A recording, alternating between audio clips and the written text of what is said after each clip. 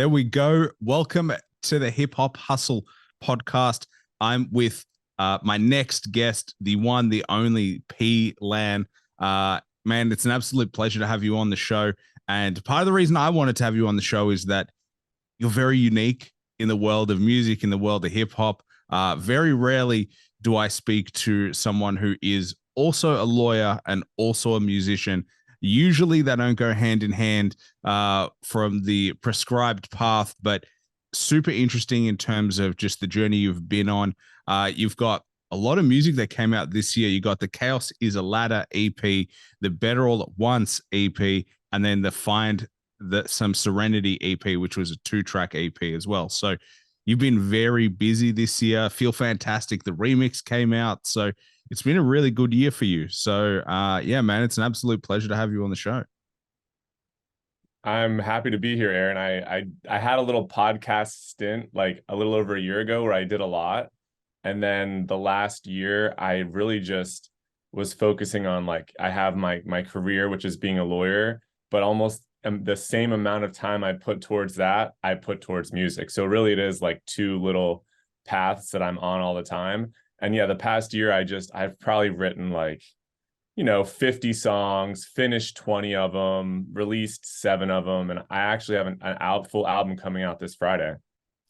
Well, it's perfect timing for you to be on the show. I mean, by the time this comes out, to be honest, it will already be out. So for anyone listening, check it out. It's out now. You can find it on all streaming platforms. But, I think it's interesting because I have a corporate career as well outside of this. And it's like, how do your clients and how do people feel about you being a musician and a lawyer? Like I said, I also did a law degree at uni, and nice. There is like this weird feeling of like what a lawyer should be, and it's almost like you're not a human in a weird way. Like the prescribed path of like you're a robot, you work really hard, you're not funny, you're just like this machine that can crank out all this work. But what's the perception like in your field right now of you having those two sides to yourself? So I think that I feel the strangest about it because I see the depth of how far I go down each one. What I've noticed is most lawyers who meet me and find out that I make music, especially rap music, I think that they just think, oh, that guy like messes around for fun, right? So they usually don't think it's that strange. But some of my friends who actually know me more on the musician side, when they find out I'm a lawyer, they're the ones that are shocked because they know that I'm deep in music. Like I produce, I have this studio with all, keyboards, and I write raps, and I listen to like 80% of the stuff that I listen to is probably rap music. So when they find out that I'm like, I was in court today. When they find out that I'm like going to court in a suit, they're like, how the fuck do you even have like the wherewithal to just like walk into court after like staying up till 5 a.m. the night before writing a song that's like pretty anti-law? And I don't know, man. I like it, but I also think that I'm not a lawyer's lawyer. I did the lawyer thing because when I was first going to school, I was like, all right, what's a pretty secure career path that I think I could have some freedom in? And it was like the easiest one of the tough ones. Cause like being a doctor was a good bit harder, at least in my opinion. And then like being like a fucking pilot, a good bit harder and more serious. So there's of all the serious ones, I was like, I think lawyer might be the easiest one for my personality. I'm pretty persuasive and I'm pretty talkative in general. So I was like, I think that one would work. And I think I picked the right one because now I have my own law firm. So I make my own hours, I work from my computer, and it fits strangely well with making music. But you're right, I literally don't know a single other lawyer that has at all a similar lifestyle to me, like zero. Well, I've never met one. I've got friends who who are grads at law firms. And I think the benefit you have is running your own practice. But like being a graduate at a law firm, your life doesn't exist. You're a machine. Like I had friends who were working from 7 a.m. till 9 p.m. And I was like, that's not life. Like he didn't have time for a girlfriend. He didn't have time to have for any extracurricular activities. By the time it's the weekend, you're so burnt out that you just need to recover. And then next thing you know, it's Monday morning and you're like, great. I get to the office when it's dark. I leave when it's dark. And it's just this weird cycle. So yeah, I think you found a good balance, but I do agree that they are in a weird way completely opposite. Music is usually against the machine and against Yes, the corporate culture and against the traditional path. And then a lawyer is such a traditional path. it is. And the craziest thing about all this is my first job as a lawyer was being a prosecutor for the government, because it was the only job that I could get right when I was ready to get a job. A lot of the other jobs, it was like, a long process to get some of these like more high paying jobs. And I was like, fuck it. Like, I need some money. I want to support the stuff that I care about. So I took the job and I was living with our mutual friend, Mike Mark. And I was like, it was an hour drive. So I'm waking up at 7. I'm driving to this office. I'm almost acting like I care about prosecuting and I care about fighting crime. And I did that for a couple years actually. And during those years, the music that I made wasn't as good. I didn't have the time to dedicate to it. And I think also like my true energy of being against the machine and like being more this free spirit wasn't shining through the music. And I had a realization where I had this trial where I convicted a guy who had like a tiny bit of marijuana. Like he had some weed on him, right? He was an older guy. And I asked my boss the day before it was supposed to go to trial, I was like, hey, like, let me just throw this case out. This guy's a Vietnam War veteran. He's never been in trouble. He had a little bit of weed. Like, I'm just going to throw it out. And like, because I was a new attorney, I had to ask. And my boss is like, no, we can't let this one slide. Then you're going to let all these cases slide. Like, you have to go and you have to do a trial. And I was like pretty good at doing trials. And as much as I wanted to do bad and to see if this guy could like get off, I tried my absolute fucking hardest and he got convicted. And he didn't go to jail or anything because it was a small crime, but he got like fined, right? And I remember when the jury came back and said that he was guilty of marijuana, which I think he really did have the weed. Like who cares, right? He I felt pretty bad. And then when I left out of the courtroom, he was waiting outside for me. He was like a 70-year-old man and he shook my hand and he's like, hey man, like, I appreciate what you do. You did a really good job. And I was like, just felt so strange that I had just like my whole life and all the things that I had learned came up like at the present moment of like, I just went into a courtroom and did all this stuff and was working for the government to like prove this guy was guilty of some small crime. It just felt like I felt like shit. And the next day I went to work and I put in my 2-week notice. And that's when I started my own law firm. And now I defend people who get charged with crimes. And it makes, I feel like my music is better. My attitude is better. The hours are better. So it's been a big turnaround. So literally the next day. The next day, I like during the trial, I started feeling bad because the jurors like liked me. And it was this like mask that I was wearing of like, now you guys are going to take the evidence seriously when I present it, right? And I was even like, I wasn't even really talking the way that I would normally talk. It was this like weird, it was this weird game of just like, I want to win. It was almost like there's that movie Devil's Advocate and like different movies where like lawyers, it's kind of like vanity of like, I want to look good and do good and win my case at all costs. And it scared me because before becoming a lawyer, I was a skateboarder. I liked rap music and all this stuff. But like you said, I got caught up in the machine without really realizing it. I thought that I was in control, but like at a certain point, I was no longer even myself. You know what I mean? Well, I mean, the weird thing is that the way our countries do the legal system, it's based on the adversarial system. So it is inherently a competition.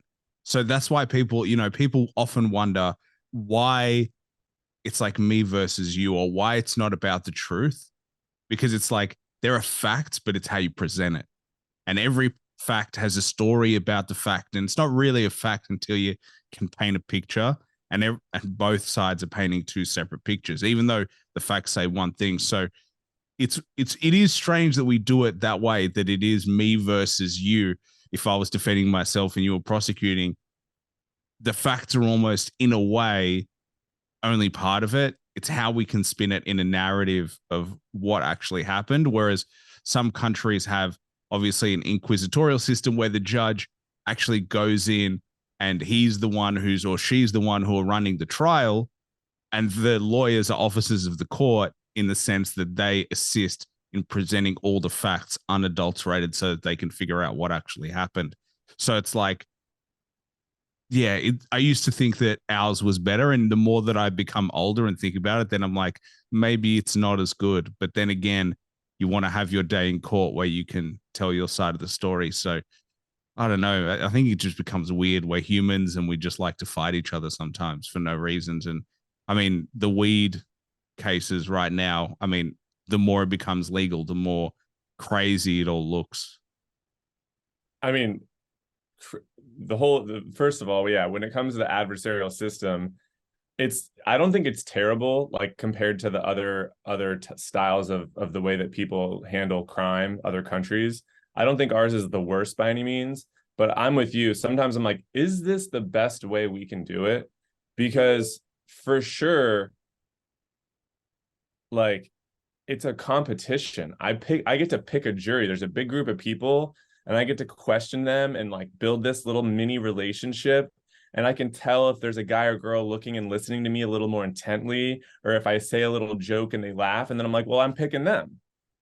Nothing to do with the facts of the case.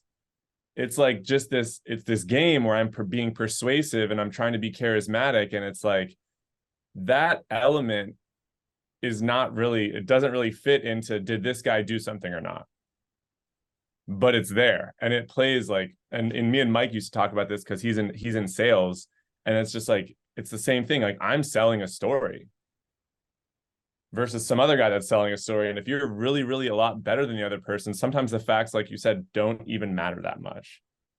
So yeah, that was pretty heartbreaking, but like, I definitely am grateful for that job because it definitely showed me like what I don't want to be. And like, it showed me how far you can like drift away from your dreams and how far you can drift away from like what you really love. And I went to like probably so close to the edge where if I did it another couple years, I don't know if I ever make music again. Like, I don't know, like all the songs that are out probably would never come out. And like, just all the things in my life creatively, I think would have gotten dimmed almost all the way down. So like, yeah, I'm thankful for that guy's case. And like, I'm thankful that he didn't actually get any trouble. I'm thankful that he shook my hand. It was like almost like this sign from God of like, hey man, you did a really good job, but like, is this what you want to be doing? Yeah. Yeah. I mean, I always wonder, like, and I wonder about you in the sense of like, do you see that you could do both forever? Like, at some point to me, sometimes I think about creativity, and I think you can have fun in that realm and find the balance. But there is almost always a turning point where your career, in terms of music career, will start to look like it needs full-time attention. And that's something I think about quite a bit, is like, at what point does an artist decide, especially one with a traditional career, let's say, decide to pack it up and go, hey, I did that journey and now it's time for me to go all in on the music. And by all in, I mean time, everything, because I think you and I can probably agree that even though you've got a great balance right now, the amount of energy that you put into running your practice is energy you cannot put into your music. And so at some point, there is an opportunity cost as to what you put in and what you get out. Yeah, I've actually identified, I would say, like the most difficult part of growing a music brand and business as like myself, P.Lan, the creator and the artist that puts out music. The biggest hole in like my whole process is like content creation and engaging with people, like making music every night for a couple hours. And like I've taught myself how to mix and master. I have other friends that are great musicians, better than me, that will like play bass for me on songs. And like I have this great workflow where I can pump out music and I know I'm getting better because it's like objective. Some of the mixes that I put out before, like they're not as clear, and you know what I mean? Like, so I'm getting better as a musician at a rate that I'm happy with. But in terms of like who I present myself to be and like showing the world who I really am and trying to build more of a narrative so I can build a bigger fan base, that's my issue. And it's because the extra time that I have goes into making music, but I need more time throughout the week to do the other stuff.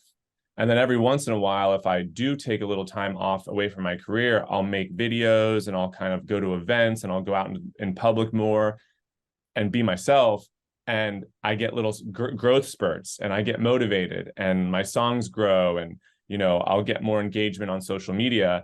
And I definitely think like, man, what if that was it? What if that's all I did was like make content, go out in the world, try to do shows, meet people, help other people make music, and make my own music on top of all that? It would probably help me get to where I want to go like 3 to 5 times faster. So like I completely agree. And I don't know what it's gonna, I don't know like what is gonna maybe help me switch over, because I, like I told you, I'm not a lawyer's lawyer where I think like being a lawyer is like the coolest thing. And like I don't even necessarily introduce myself as a lawyer. It is my job. It's just my job. It helps me make money, you know. I think that if I built up my fan base and like my monthly listeners and streams, if it maybe like tripled in size or so, I would probably start to have a little bit more of the confidence. Cause like, let's say I have like 30 or 40,000 monthly listeners, and like if I could get that up to like the 6 figures and I'm like making, you know, pretty decent money just from streaming alone, I think I would have the courage to just be like, you know what, fuck it. Like for 6 months, I'm going to focus on this only. And I'm just not quite there. So I don't know. I mean, I've never really talked about this with anyone of like, when would it be good to try that? Because I never have. Well, I think it's because the money is, I It mean, is the money. it like at some point, like I look at myself and I'm like, well, now I'm doing quite well for myself corporate wise. And Yeah. so the the more successful you are in your corporate career, the riskier it is to walk away from it, because you're Yes. like, well, now I'm not looking at $20,000 that I'm gambling with. I'm now looking at 50, 60, 70, 80, 90, 100, 120. You know, you're looking at numbers where you're like, well, now I'm earning money that is significant. You're in the top strata of society. And all of a sudden you're like, am I willing to give that up? And then it becomes this addiction of like a dichotomy of like, you want to do both for as long as possible because you think you can amplify the money that you make if you can balance the two, but ultimately they both take away from each other at some point. I think that's the hard That's correct. reality of what it Yeah. is, and the burnout. And like you said, you make music in your spare time. That means that you can't do shows, you can't go on tour, like all those things that are part of being a musician and building your brand. That all is difficult. And even if you did shows, it's like you gotta pay the tax of lack of sleep, and pay the tax of like, hey, I still got to show up the next day and still got to earn the check from my traditional job. So yeah, I think it's easier almost as you're younger, and the older you get, the more responsibilities you have. And you know, we were talking about that you got a new place, and then that comes with responsibilities, and all of a sudden, Yeah. not only about the money, it's like, well, can I afford the dip at all? Yeah, and I definitely have thought about this because I'm getting married next year, and we're doing it in Portugal, and I'm gonna take a month off of work when I get married. And that's gonna be a pretty cool test to kind of see, can I do a few things from my computer, which because of COVID, you can do a lot more from your computer as a lawyer. And I'm also a mediator, so I help other people like mediate their cases against each other, where I'm just like the neutral person, almost like a judge. And if I can maybe for that month do very little in law, just a little bit to maybe make some money, but have that more free time, I think it'll be a good test. And like you said, the word tour too, like, look, if I got invited to open up on a tour that was like pretty legitimate, like an artist that I at least respected and thought was pretty big, or even if I organized a tour where I'm the main artist at a smaller venue, but like the venues were going to be packed and I had 30 shows or something like that, I would take off from law. Like I would risk it. Like tomorrow I would. Because that's just the way that I am. Yeah, like I would. Like that, those opportunities haven't fully developed for me yet. And I have a feeling that maybe over the next year, I think I'm scratching at that zone of like, I might have to pull the trigger and do something a little extreme. But I have thought about it, and like I wouldn't be able to say no. Like I listen to Felly and like certain artists, like this kid Ben Beal, who's on the Feel Fantastic remix. Like some of these guys that like I really love. They're not your Travis Scott level, superstars, but like to me, they're doing really well. It looks like music's like their full-time gig. If I got invited to open up for a guy like that, I'm saying yes. I'm leaving. Like I'm picking my shit up and I'm gone for a month or two. And like, I don't care what happens, Yeah. Well, I think you have to think about it before it happens because it makes the decision easier. You know what you're Yeah. going to do. I mean, I have the same thought. When I started my job like almost 2 years ago, I said to them, if I get someone like 50 Cent, I'm resigning the next day. Prepare for that. Yeah. Like Yeah. but that's the agreement I made in my own head is like, if I'm getting people like that, there's no way I'm doing corporate. I'm just doing my own thing now. Like Yeah. that's the sign of I'm ready to go. So I think that's the kind of flip side of you have to have those conversations with yourself so that you're prepared once it happens. And now it's just making it happen. And I think it's like I'm pretty big into manifesting. And I think that if you never are open to it, it's harder for the opportunity to even present itself to you because there's that subconscious level of like, like I don't even know if I can do that. That would stress me out. I got this corporate job that you'll almost carry that out into the world with you. So those opportunities won't even really manifest and happen. So yeah, I would say only over the past year have I really started to believe in myself as a musician. Cause like it always was for fun for a while. Like for years and years and years, it was definitely just I do this for fun. And then I don't know, I had like a song hit 1 million streams and I started having, like strangers DM me and like ask for lyrics and clarification on certain lyrics in some of my songs. And I was like, I'm not one of these artists that's like, I'm the best. I listen to music. I listen to like, I don't know. I'm trying to think. I listen to Joji. I listen to Mac Miller. I listen to Kendrick Lamar, like all the way down to some of the smaller artists. But like I compare my music to theirs like sonically. Like I'll mix and I'll like compare the mixes and da da da. And I'm like, all right, mine's like 90% as clean as this one. I'm not one of those artists that's like, oh, my mix is better and I'm a better rapper than Kendrick Lamar. And I think it's healthy for me to think that because I don't like the people that are just like, I'm the best ever. And like, you don't even have a fan base. Like, to me, that's a little weird. So it took me a while to even accept that like some of the stuff that I'm doing is pretty good. So Why? like, it's interesting, right? Because in rap, it's like, no, I'm the fucking best. My bars are the sickest. Like, yo, like I'll kill J. Cole in a freestyle. But like when I see J. Cole's freestyles, I'm like, bro, he's one of the best. Like, that's so incredible. I want to be that good. What do you think it is about hip hop and about rap that is that? Because I have interviewed a lot of artists who say that they're the best. Yeah. Like a lot of artists who are like, I'm going to be the best. I've got the best skill set. I have nothing to improve. I could murder anyone in a song. Like, what do you think it is? Because it's uniquely hip hop. Yeah, it's definitely uniquely hip hop. What's strange is this. When I think you're doing something at the highest level, like you're in the NBA, you're in the big, like you're in the World Cup for soccer, whatever. clearly you're one of the best because you're in the biggest competition. At that level, I think it's great to be like, I'm the best. I think it's helpful for your confidence to be like, I am the best. Like, we're going to win today. I think rappers think this is a league almost. And since they're in the league, they're like, well, I'm in the rap league, so I got to say I'm the best and believe that I'm the best.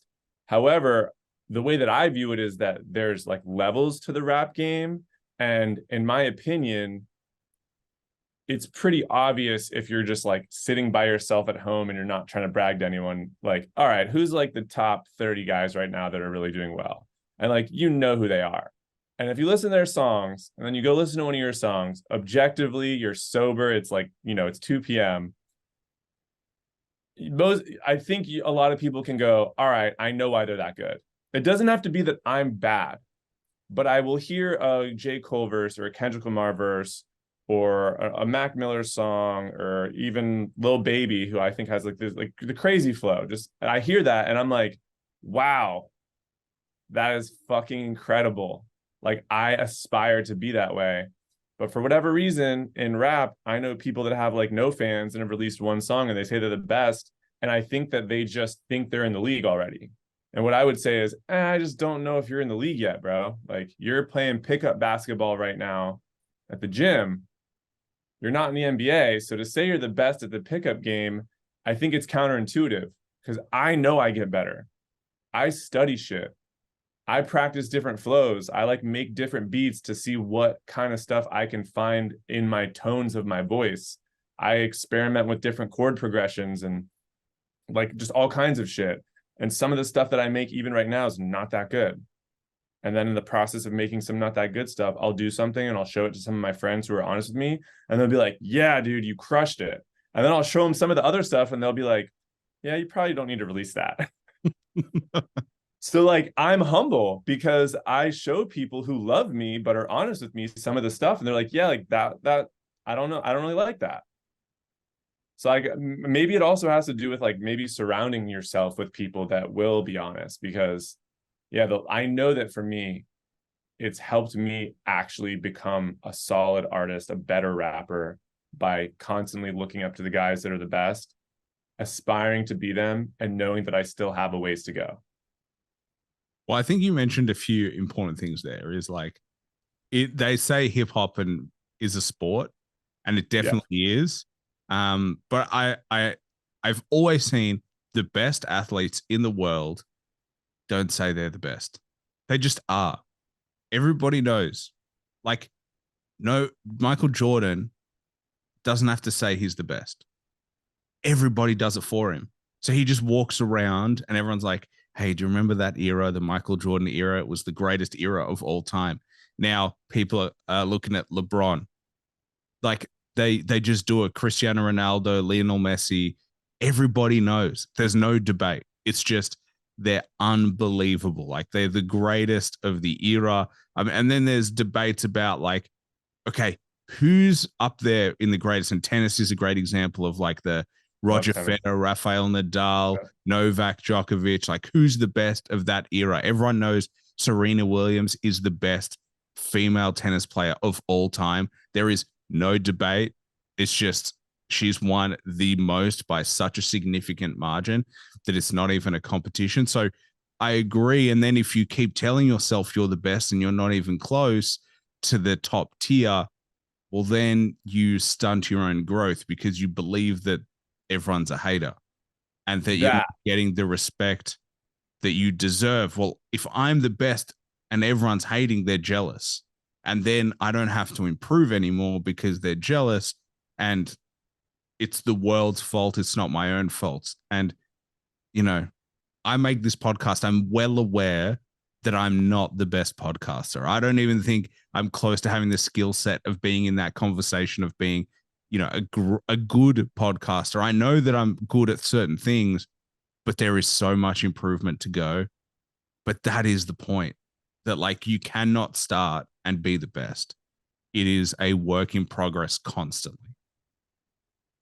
Yeah, I mean, and I'm like that in life, man. I think that like when you're alone and you're by yourself, if you really do think you're amazing at something, I think some positive self-talk is healthy. And like even when I'm putting out this new album, it's funny, like I try to go as long as I can without listening to it because it's already submitted and it's already out now that this is coming out. But in the month leading up from the time that I submitted it to the time that it comes out, I try to not listen to it because I want to like kind of have the same surprise when it comes out as everyone else. But like I fight it and then I'll go listen to a couple of my favorite songs off the project. And I'm like, oh my God, these are like so much better than the stuff that I've ever put out. And then I'm happy about it. But like that is great. That motivates me to make more music. That motivates me to promote the album and like have confidence of like, this isn't better than To Pimp a Butterfly. This isn't better than Good Kid Mad City. Like this isn't better than fucking Killer Mike's new album, Michael. I'm not saying that. This is definitely better than my other shit. So if you even maybe liked my other shit or were intrigued in hearing a lawyer's perspective on rap, like this project is you're gonna like it. Like I think a lot of people are gonna like it. Versus, can you imagine me, this like corporate-ish guy, at least some of the time, who I grew up in like a pretty nice neighborhood. I mean, my dad made more and more money throughout my life, but like when I was young, didn't have as much money, but like now is very wealthy. So like I don't have any kind of interesting background with where I come from. So like it would be fraudulent for me to just be like, yo, like my shit's the greatest shit. If you don't listen to my new album, Busy Still, like you are a fucking loser. You're asleep. I just can't do that. Like it would be weird. You know what I mean? And like it's funny that you said I haven't seen videos of Killer Mike go on and be like, I'm the greatest ever. Anyone who doesn't like my new album's an idiot. But I see people on forums going, Killer Mike put out the rap album of the year. So sometimes it's just like that awareness, you know what I mean? Like I think I've always had awareness of like, I'm not going to step out of my lane so far and look like an idiot. Well, the one thing I do disagree with you about is like your background and like it's weird because I think Lil Dicky has mentioned this and he's spoken about it in Dave. It's like you can't change your parents, you cannot change how you grow up, but that doesn't mean you didn't have struggles or difficulties. They're just different. So yeah, like, yeah, like, and I think this is the important part about hip hop, and this is why hip hop gets so much love. Is like anyone can do it from any background because all you're doing is you're telling your story, and maybe some people will resonate with it, maybe some people won't, maybe some people will think it's like, well, what are you complaining about? Whatever it is, but like every person's story is individual, and everyone is privileged when you compare your difficulties with somebody else. So it's like this kind of like weird place of if we you're right. stop ourselves because of it, then we probably just don't do it justice. You're completely right. And I'm always like overly careful with like, I was so lucky. But like for sure, if like you deep dive into some of my songs, especially the ones that are less popular where I'm like very vulnerable, like I definitely went through shit. And like I've had like mental breakdowns and even had to go to like a psychiatric hospital a couple times to like get help for my mind. And like those hardships, A, sucked. They were hard. Other people have had them too. And then it allows me to write about that perspective and it helps me connect with people. So like I'm glad that you pointed it out because sometimes I'll downplay it like I'm like the luckiest person alive when like no one really is. But I think that it's weird. I don't talk to as many people about rap that have your perspective.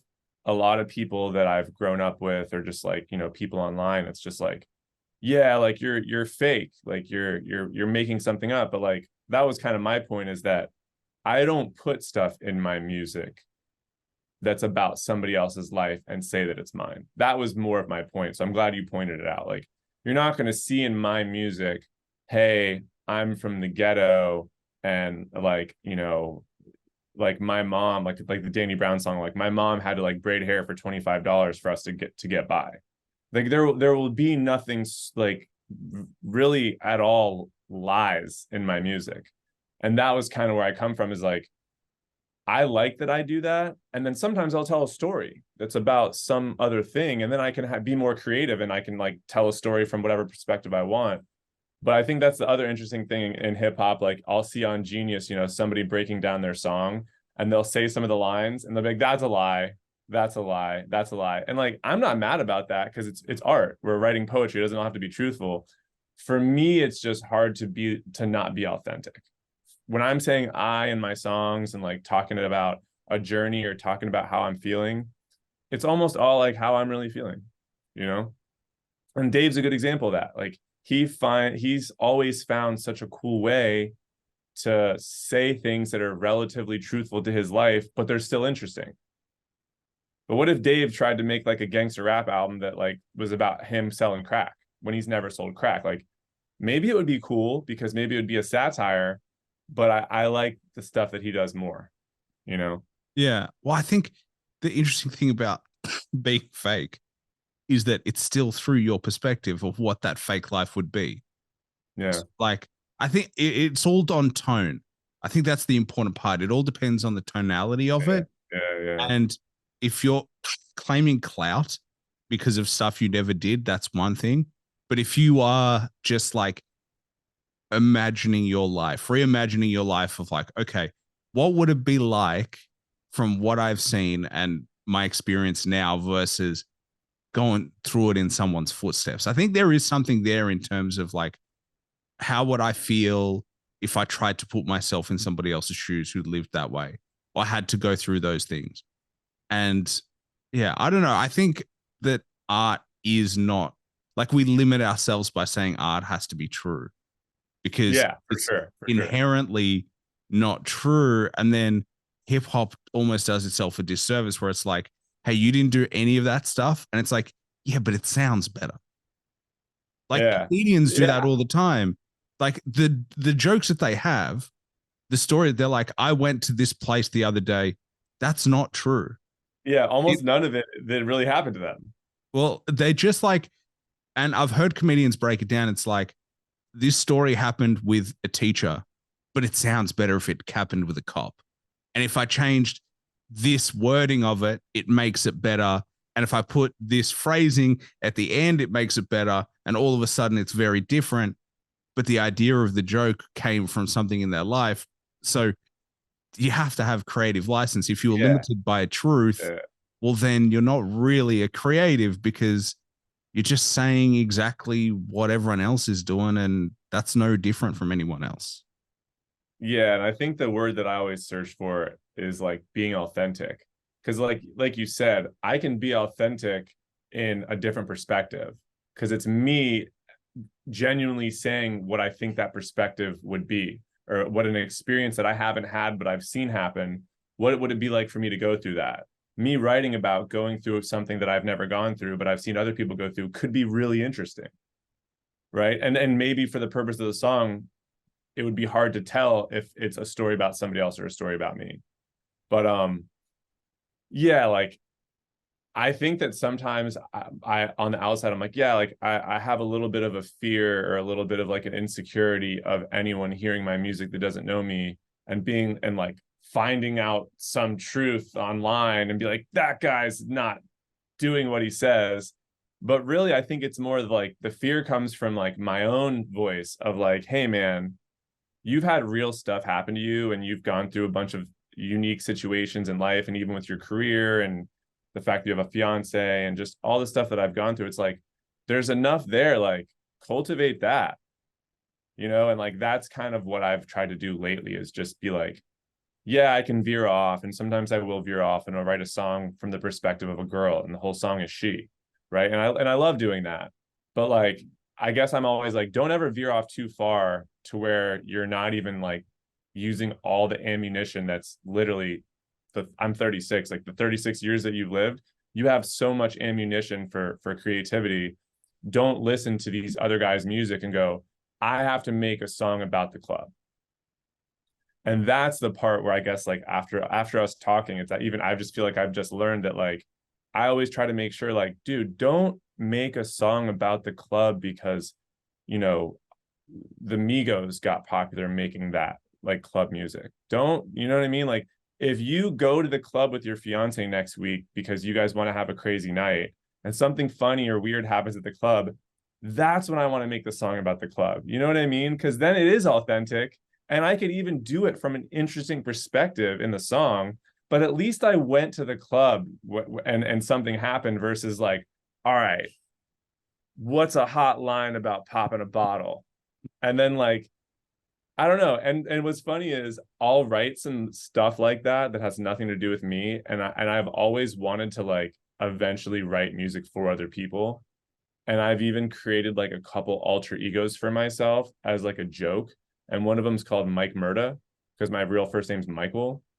And I always joke with my friends, I'm like, yeah, all these ridiculous bars and ideas that I've had that are just completely made up fallacy nonsense, like eventually I might put out like a little 5-song EP and like change the tone of my voice, like drop the pitch by like a semitone and like let it all channel through this thing. I think Because that's it's so cool. ridiculous. Yeah. Yeah, why not? And Yeah, like so why not? we might have to update it to Mike Murderer, because then you get the pun of you murder the Like mics, the mic. Yeah. and also your name is Mike, so you get the both Yeah, the I like that. the Mike Murderer. yeah. But I mean, something that you've touched on and something I want to transition to a little bit was like your mental health challenges that you Yeah. had before you really saw success and saw momentum within your music. And something that you openly and talk about and really advocate for. But how was that in terms of being in the thick of it, of going through your own mental health challenges? I mean, you've written as well, and you've spoken about this before. You had, breakdowns, and you mentioned it on the show. But like, what's that feeling like for anyone who's never been through Yeah. that? And we hear about it a lot in society, but what's the actual feeling of being in the midst of it? So like, you know, different like diagnoses get thrown around like these days. Like bipolar is a very popular one, schizophrenia, and like variations of and like being depressed, right? Those are some common ones. Like I saw different doctors and they were like, yeah, you like they basically said that I had a mild case of bipolar where it wasn't something that was so debilitating that like I can't function and I have episodes like, all throughout the year. But I've had like 2 episodes that my isolated episodes were as bad as anyone's in terms of somebody who's like bipolar or schizophrenic, like really bad episodes. They both of them were brought on by an immense amount of stress, lack of sleep, and my both were also because I was smoking marijuana and then I quit. So it was like I was smoking, I was stressed, I was either at work or I was in law school or I was doing something stressful. And then I quit smoking. And then it brought on like you see these videos of Kanye and he's on a stage crying about his mom or he's just basically going off. I've experienced that twice and both times it lasted for weeks, like not hours or days, for weeks. Because I'm not Kanye, I didn't have like the balls or the cameras on me to like show the stuff that I did, but I know I did some bizarre stuff. And I think because I studied psychology during mine, I kind of knew like I'm not normal right now. And one of mine was a little bit more of a positive, happy, like I'm on top of the world episode. And one of mine was like, I kind of want to kill myself type episode. So it was interesting that I got one of each. And one happened 10 years ago and one happened 5 years ago. Those are the only 2 of my life. What I will say though is when you're in an episode where like you're not yourself and you're looking at the world completely differently, especially if it's a sad one, a depressed one, it is literally a nightmare.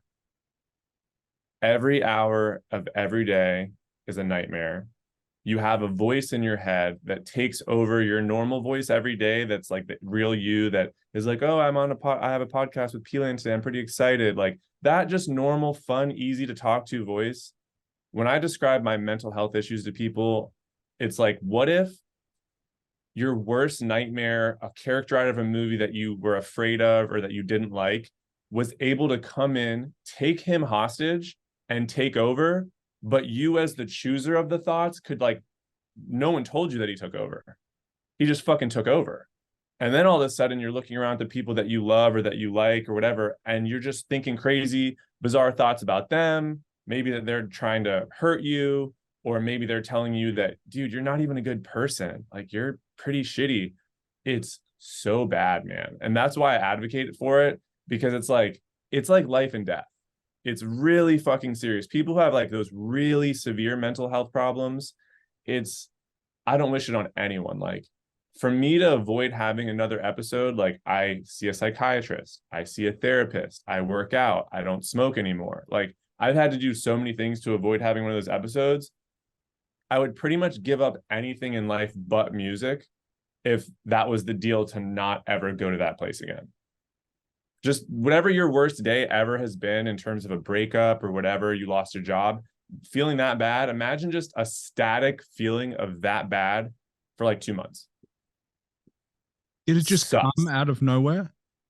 Um, I would say the people around me both times, about 2 weeks before it got to like the serious level of like hospitalization, they all started to notice like that it was coming, you know what I mean? That I was probably a little bit more on edge, a little bit more like back off and like not as just easy to speak to. So they knew, but again, when you're in it, it's so hard to just be like, you know what? I need some help right now. I'm not feeling like myself. Like, let me go see if I need to take medicine or get some sleep help, you know, take a sleeping pill, or maybe I need to go to the gym and maybe take a week off school or a week off work.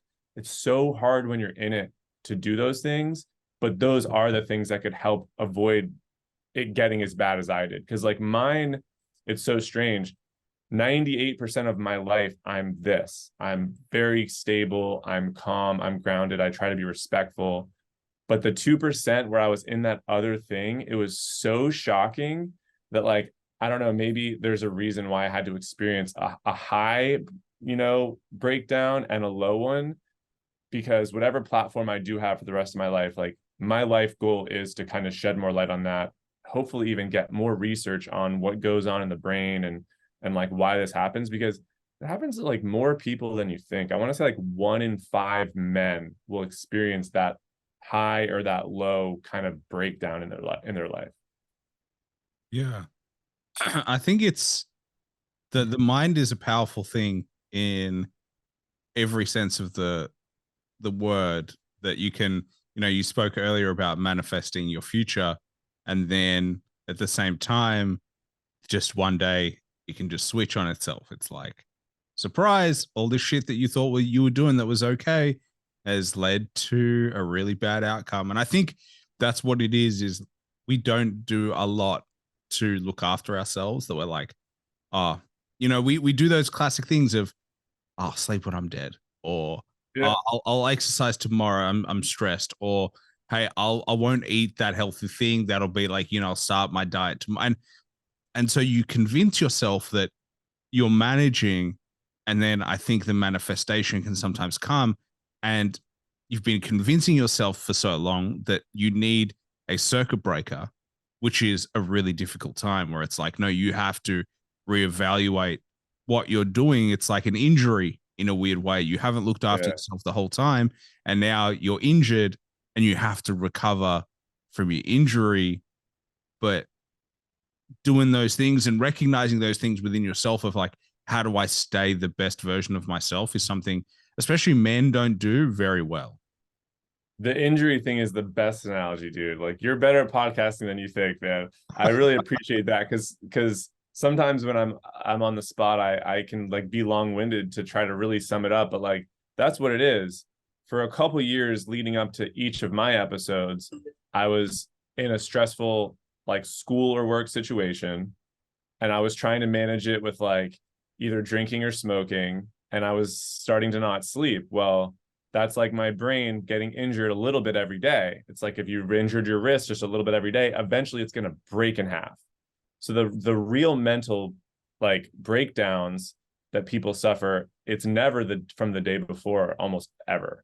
It's from months or years of kind of just little hits at the brain, little hits at the brain. And that's the key. Now I still have times where like I have a stressful week and I'll talk to my fiance or a friend and I'll be like, dude, I am like not even feeling that great right now. Like I'm not feeling like myself. And they're like, go get a massage, go to the gym, and go take a nap, fucking do something. And like I'll relax, I'll chill, I'll take the day off. And like, so now I can kind of see it coming more.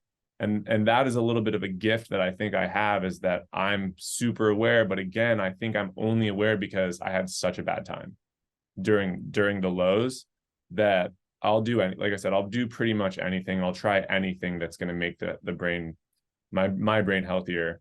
Yeah. And like you said, we men especially, but women too, we don't treat our brain like an injured ankle, but your brain's more important than your fucking ankle. You know what I mean? Like we should treat it with more care than we treat our pecs at the gym. Well, I'm always like, my self-talk is sometimes like, just don't be a bitch. Let's go. Get your ass up. Like there is stuff like that. And sometimes that is true. I need that. I need myself to be like, come on, don't be lazy. Some of it's laziness, Yeah. some of it's genuine tired, and you have to learn which is which. I think that's Yeah. important. Of like, and it only happens with age that you identify more and more of like, okay, I'm feeling run down, so I need rest, versus I can't be bothered and I'm trying to give myself an excuse not to get up and go to the gym. And so it's like Yeah.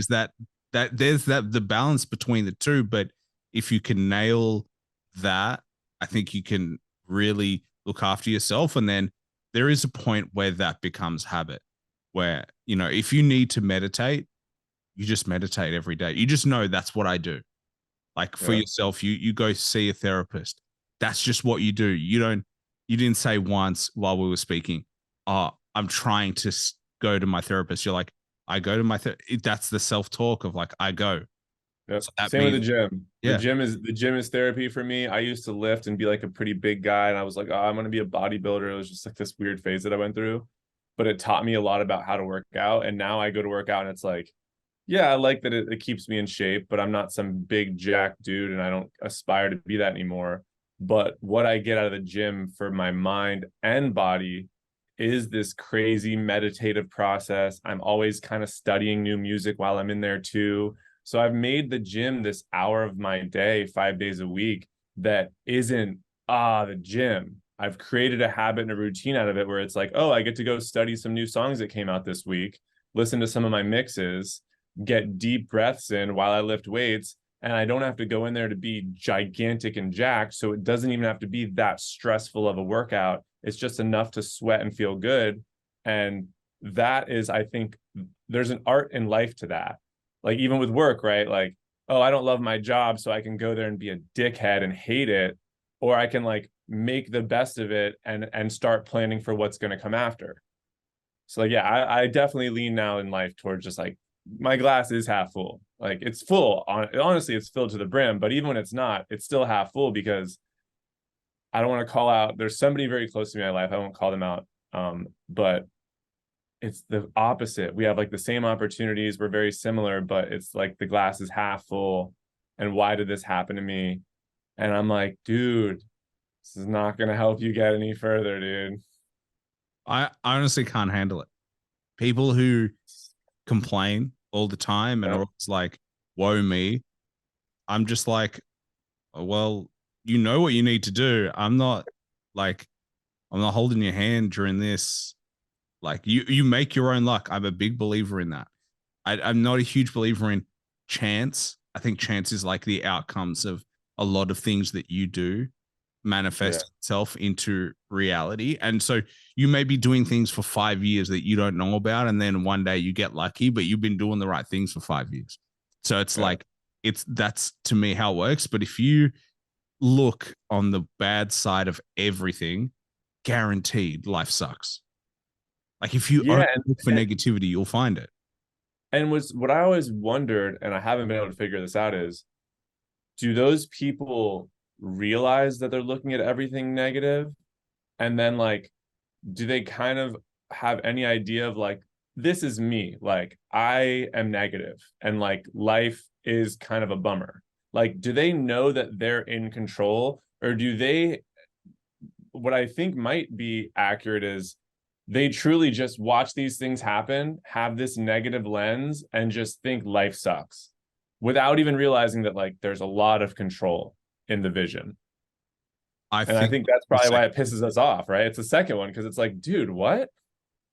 yeah, because for everything that they see as bad, it's like other people see as opportunity. Yeah. So like it's perspective. It goes back to law. There's a fact, something happened, and now you put a narrative on it.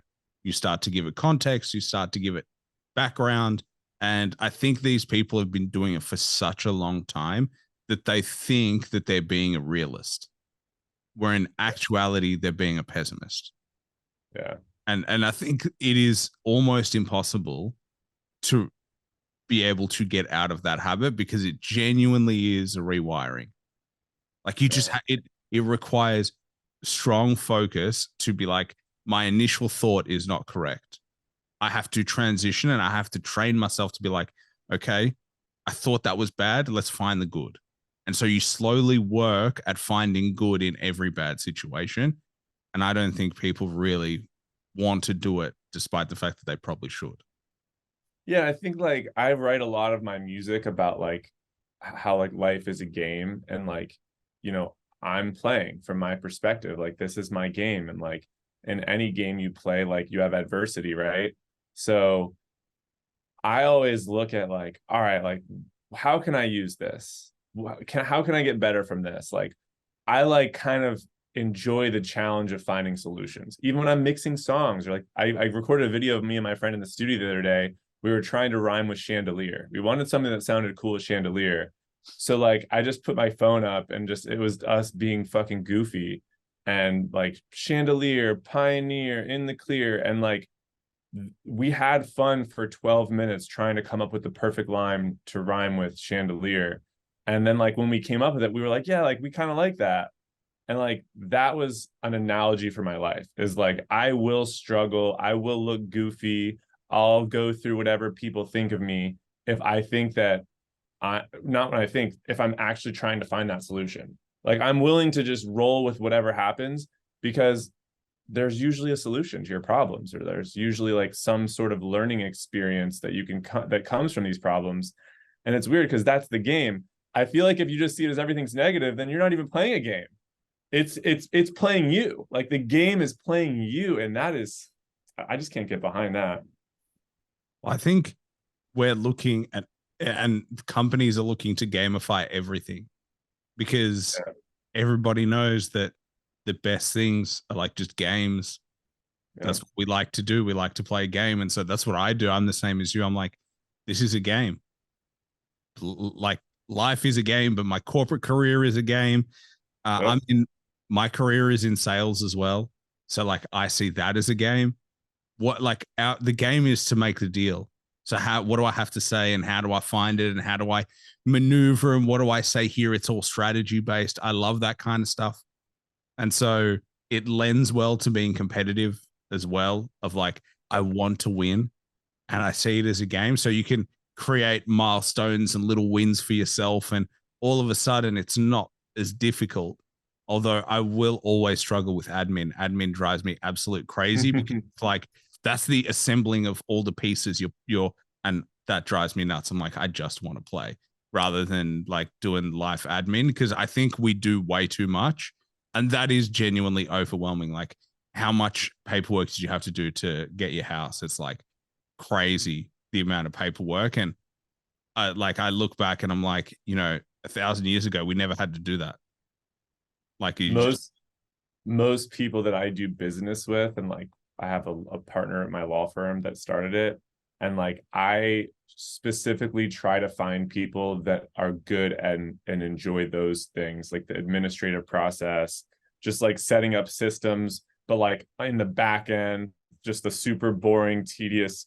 I've found a couple people that are good at that, and I'm like, look, I'll go on camera, I'll drive to the courthouse and I'll do the talk more than you if you'll do that more, because it's so blah, and it's like frustrating, and like you said, it's slow. Like, what if every time I went to make a song, I had to like connect everything in my studio from it being all unconnected? So like for maybe 20 minutes before I can even hear play a single note on the keyboard, I had to set everything up for 20 minutes. Like, yeah, like after a certain while I might quit. So it's that. I agree with you, man. It's so fucking frustrating. Yeah, it's so bad. And I think that's what stops a lot of people from doing stuff is admin. Like genuinely just admin. I mean, how many people don't have passports? And you have to, because you have to fill in forms. They're not easy to understand. And they're like, it's just a bit of a shit show. And then traveling, you're like, I have to buy flights and I have to read all this stuff. And I have all this. Like, it's just to enjoy the things in life you want to enjoy, you have to do admin. And that sucks. There is something about that in life that, like, why can't I just enjoy it without paperwork? And we've created this world of paperwork for ourselves. Like, we did it. Like, that's Yeah, the thing. And we did it to ourselves. And then we're like, why do I have to do this? And just the whole feeling of what is a 9 to 5, like, we actually work. I have hours and I'm like accountable for this stuff. And I sometimes look at like, what's the point of work? Whereas like I look at art and I'm like, well, this is the truest. This is all that really matters, is like the expression of human creativity.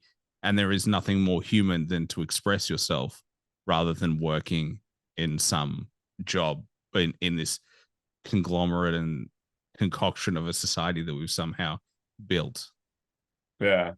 The interesting thing about the whole admin thing too is like Mike is a good example, and like different friends that I have who I think maybe respect the admin side more than I do, and like it probably more because they see the game in it. The big thing too is it is almost never like immediate gratification, like the passport. Like 10 months before your trip, making 3 or 4 trips for the passport and waiting in line, it's like, oh my God, all this to go on that trip, right? But your trip could be the most fun you've ever had in your life. And that's kind of how admin too is. Like, that's why, like with my law partner, he'll be like, hey man, we're on a new app. I got us a new CRM. Like, we need to have a meeting today on Zoom for 3 hours so I can show you the basics. And I'm just like, okay, like, I know that in the long run, this year will be a little smoother, or maybe a lot smoother by switching over. But man, if it was up to me, I would stick with the first one that I found for like my whole life. Like, it's, you know, Yeah. And then you wonder why companies have these legacy CRMs, and you're like, that's exactly why.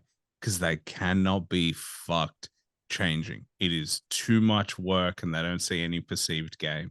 Yep. The fact that we have a CRM in just to the fact that you and I are talking about a CRM is ridiculous to me. Some people, It's and crazy. I hope most people don't know what it is, but it's like it's a central place where you manage your clients and your leads and your Yeah. opportunities. Companies like Salesforce, SAP, all those companies, that's essentially what they do. So if anyone who doesn't know, I'm Yeah. Good jealous. point. I'm a little bit jealous if you don't know what a CRM is, because yeah, there it's just, I don't know, it's weird. That's what I think. It's all weird. Yeah, like I've been listening to a lot of Freddie Gibbs lately, and like I'm not gonna like, I'm not trying to be a dick, but like I'm guessing maybe Freddie Gibbs wouldn't know what a CRM is because maybe he never had to use one. Maybe he did though for his fan base. But like, I think that you can not know what a CRM is and be super fucking successful at what you do. So it is one of those things of like, good God, like once you're in the world of it, it's there with you for the rest of your life. Of like, let me like, even some of my friends who have helped me with my music career, they're like, you need to like do an email list and MailChimp and a CRM and da da da. And I'm like, it's so not art. Like, I love art. I'd rather paint. I'm not even a great painter, but I'd rather struggle and paint something for 4 hours than set up a fucking mailing list and like organize a CRM. It's Well, that's just because it's crazy. business again. It's corporate. Yeah. The whole Yeah. point, everyone's music and everyone's creative journey, the whole point is to not be in corporate. And then Yeah. all of a sudden, it becomes a business and it becomes corporate. And although you're putting out a different product, you're all of a sudden in the product market. I'm selling a product that I need people to buy and for people to consume. And all of a sudden, I'm back in the corporate world that I thought I was getting out of, because let's be honest, the music industry is as corporate as any other industry there is. And so everyone is kidding themselves if they believe that they can not do it. You ultimately have to, because if you don't, well, guess what? You're not going to be up there making money and you're not going to be as successful. And potentially that's not what you want. But the reality of the music industry, and that's why everyone says it's the industry, it's because it's a business and everyone says it. So, like, it kind of sucks that creativity has been corporatized and monetized in its sense, because it loses its intrinsic value in a weird way. But Yeah. you can't joke yourself and think that that doesn't exist, because that is, again, reality. But at the same time, artists can get rewarded for it. If it wasn't a business and it wasn't making money, well, then no one would be a full-time artist, because you can't survive that way. So, like, it goes hand. Yeah, it's inherent in the game that there has to be a corporate element that tracks what happens with your art so that you can be compensated accordingly. So it's there. And, the other interesting thing that I've been thinking about a lot lately is, you have the guy like Russ, who does, apparently most of his whole brand and business is run by him and probably some close people to him, versus a record label where you're going to get more of a chunk of what you make, but potentially never be like the superstar because you never teamed up with that mega corporate entity, right? And for the guy that's more like coming up, we're at my level, where like I have some songs out, I've got a little traction, but I'm still very much towards the bottom of the list of how big of an artist you can be. And there's moments where I'm like, man, if a medium-sized record label or an indie label came along right now and gave me a decent check to just take over and own my shit, and they had a little bit more of a system to put me in to help me do all of it, as much as I want to say I wouldn't even think about doing that, there are days where like I have my little light set up on a tripod and I'm filming a video of myself for an ad that I'm going to run of myself on a platform where I'm doing all of it. And I'm like, man, maybe I would sign away at least an album or a couple albums to somebody like that if they were going to be able to help me that much, so I get why artists do it. Like, fuck, dude, like we've been talking, I'm trying to run a law firm, I'm trying to make music, I'm trying to film myself in videos where I look like, where I look the way that the art looks. Trying to match visual content by yourself to the music that you make is hard enough. And then being like, all right, like, what should the caption be? All right, should I maybe run some ads on Instagram and Facebook to the new song because I believe in it? All right, like, who should I market the song to? And like, there's just so many layers that like I see the corporate side of it so well, and it's just like you can't fight against it. I don't see music's always going to be corporate. Like, is for I think the rest of our lives at least. Like, it's just a big business. Artists are a pretty small part of it, right? Yeah, the business is not the artist. Yeah. The business is the people who manage the artists. I mean, how many artists that just pop up out of nowhere and you're like, you're no good or any different to the person I listened to yesterday, and they've disappeared and you're here. It's like the hot for a minute and then they're gone. And, everybody knows that when you're on these labels, they're all loans. They give you money, it's a loan. If they don't recoup, you then owe the label. And all of a sudden, all those, all the bling that everybody's wearing, all those fancy cars, they all look good at the time. But if you don't sell and they don't make the money back, well, guess what? You never owned that to begin with. So it's all the labels, and they're coming and they're recouping and they take all the rights for your music for the rest of the time. And then all of a sudden, you're out of a label. No one wants to work with you because it is a business and they don't make bad investments twice. Yeah. That's it. It's gone. So like, it's a wild game. It's a wild one, man. But you need to but as we said, you have to live in reality. And in that is opportunity. Once, if you know that and you come in openly and go, the people that get screwed are the ones who think that doesn't exist. Yeah, They're the that's ones true. who are like, living in Charlie and the Chocolate Factory, not saying that this is still a chocolate factory and that Charlie still needs to make money. Otherwise, he's not making chocolates. Like, he's not just a good guy that gives it away. So, Yeah. I just think that people, that's just what it is. You have to be optimistic, but you still have to have a lens of reality. Yeah. And I think that I've over the past year, as my music's finally gotten to where I'm a little bit more like I'm confident. Like some of the stuff that I'm making now, I think I'm gonna like it in 10 years versus some of my earlier stuff. I'm already like, man, I wish I didn't do that. Right. And like in the beginning, I was thinking that it's like, I'm very like magical and spiritual. Like, yeah, like you could make a song and like it could just like change your life. And like that's true.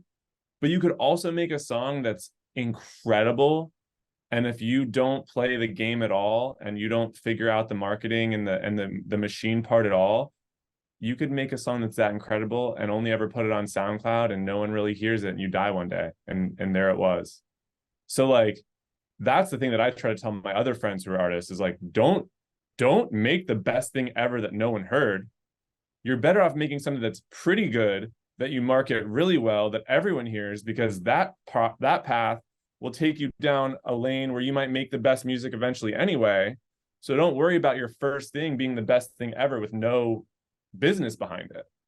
And like it did take me a couple years to be like, all right, the whole magical, what if I do this and this hook is so good and this sample is so good that like I'm Kanye tomorrow. It's like, well, that's not realistic. Play the business game, pick the songs that are more marketable, put some ads behind them, post on social media, go on podcasts, collaborate with other artists. And eventually, after 4 or 5 years, you'll have a really good idea of if you really belong here, if you're just doing this for fun. But a lot of people just swing the bat, home run. It doesn't go the way they want. And then everyone's a hater. And then in a couple years, they don't even make music anymore. And some of those people could have been the best ever. Well, So, no one bats at 100%. nope. It's just Yep. not. I have favorite artists that I love, love, love. And sometimes they'll come out with music and I'm just like, Yeah. And you know? also, it's will never like art is never finished. It's just that's where it was. That's what it was done. It's like that's where you decided to release it. That's what someone said to me. Is like art is never finished. It's just that's where I felt comfortable giving it to the world, and that is a really cool perspective of like I could spend 3 years on a song, or I could be like, you know what, I'm ready for the world to receive it. It's technically not finished because I could go back and edit it some more. Yeah. But that's what it is. That's where I'm at in life. And then if I hold it for 3 years, then it's no longer relevant and I'm a different person. And ultimately you need feedback. Like you may think it's the greatest thing ever, and then you release it and everybody hates it. And it's like, well, then it's not that good. But you've been like in your own bubble for so long that you can't separate yourself from what you've created and the time that it takes. Like you've already submitted your album. That's it. You've got to live in reflection now. Yep. And so Yeah, you're I separating. can't, I like so often I'm listening to my music before I've submitted it and I'm listening to like make changes over and over and over again. And it's beautiful to listen to it now and go, I can't change this. Otherwise, it'd be like kind of meaningless. Like, why go in and change the mix now? I'm leaving it. I'm happy with it. It's there. And I actually learned this not too long ago because, like I said, I'll paint every once in a while, just like for almost like therapeutic reasons, just paint some abstract weird shit. But I have a couple friends that are really good painters. One of them's name is Paul Columbus, and I remember going to his little art studio one time, and he had all these paintings, and like they looked done to me, but it looked like they weren't that important to him. And he was walking me through and he's like, oh yeah, like that was an idea, but like I'm gonna add to that. That was from 3 years ago. And then like he was working on another one that looked like it could have been done. And he's like, yeah, I did this 2 years ago, but I always knew that I wanted to add some new element. And I just recently came up with a new idea to like draw these really thin lines over this piece. So he was like finishing a piece of art that looked done to most people 2 years later. And like, I thought it made it better, but like, it didn't matter if it made it better to him. He just felt like it was time to do it. And some of the other ones he didn't. And like, you're right, with music, like you have to draw a line if you want people to hear it. Like, all right, it's like, you know, when you watch those cooking shows and then the clock runs out and like their garnish isn't quite on the plate and they're like, all right, like they're gonna go try this food now. And like, yeah, that's how I look at music, which I think it's fun. Like you're a chef, but like you need time constraints with music. Yeah. Yeah. I mean, there are some artists who just don't release anywhere near as much as they should. Like 3 years between projects. It's like you might release something really good, but you cool off so quickly. People forget. And maybe but maybe that's the legacy they want. They just want fire albums and they just want that to be their that to be their career. But I think it's self-talk again. But man, it's been an absolute pleasure. We've been talking about literally everything under the sun, but I only have one more question for you. And it's probably the toughest question that I ask on the show, the only one that I plan.